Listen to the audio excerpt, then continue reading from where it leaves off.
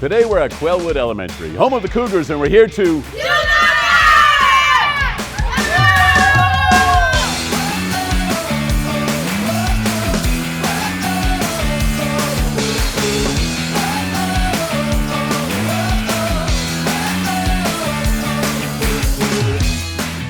Well, today we're at Quailwood Elementary School. We've got some 6th grade students, and are you guys ready? Yeah. All right, so today we're going to talk about tessellations.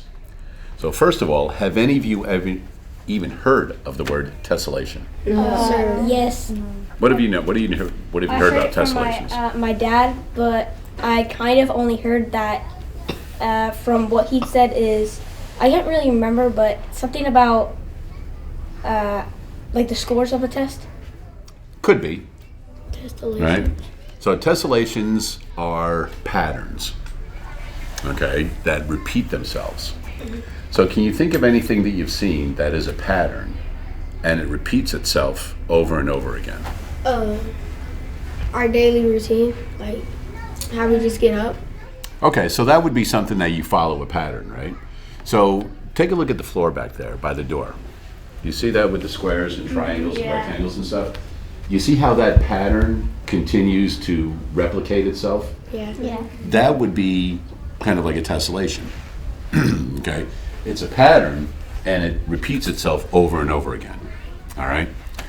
A checkerboard, right? Doesn't it have a pattern where you've got the two different colors and it stays in that same pattern all the time? If you look at things in nature, sometimes like flowers, right?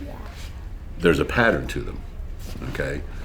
Seashells sometimes, right? So there's a lot of things that are in patterns in nature and just the way people make things, right? If you have a tiled floor or some sort of a wallpaper sometimes, you notice a pattern about it, okay?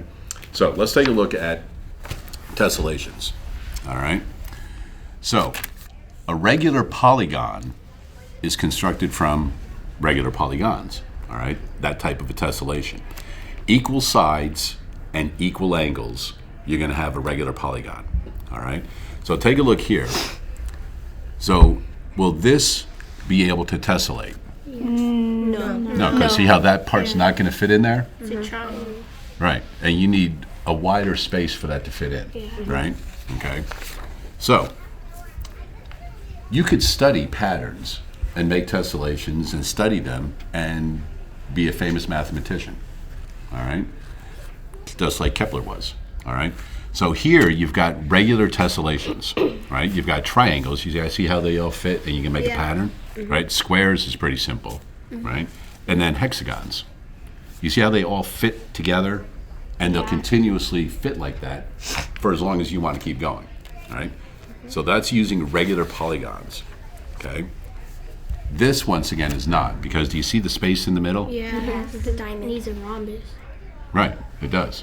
Okay. Now you could use two shapes Triangle and a triangle. to make a tessellation, right? Because if you had a rhombus and you put it in there, then you could put another one here and another one here. And what are these shapes? Those Hexagons. No, octagon. Yeah. Well, let's count them. 1, 2, 3, 4, 5, 6, 7, 8. So what is it? Octagon. Octagon. Looks like a hexagon really quick, right? But it's an octagon. So you could use an octagon and a rhombus and continue a pattern. But you couldn't just use octagons. Make sense? Yeah. Okay. So let's take a look. So there are different things that you can do to your shape. All right. You have a translation, which is when you just slide it over. A reflection is like when you look in the mirror. Right? You guys know what reflection is, right? You look in the mirror all the time, make sure your hair's all done nice. I get to skip that part because I got it done. Okay. So anyway, and then a rotation where you turn it on one of the vertexes, one of the axes. All right? So let's take a look at this. So here's a translation aside. So what they did is they had a square, they drew this and then cut it out, and then take that and you slide it over to the other end of the square. You guys see how that works? Yeah. Okay, so that's a translation. Next we have a reflection. So the piece is cut out, okay? And then what you're doing is you're flipping it so that you're looking at it as a reflection, right? When you look at it in the mirror, this obviously is your left eye, okay? when you're looking at it, It right? shows you right. But you guys understand the difference, right? It's not going to look the same. Yeah. You're looking at a reflection of it, okay?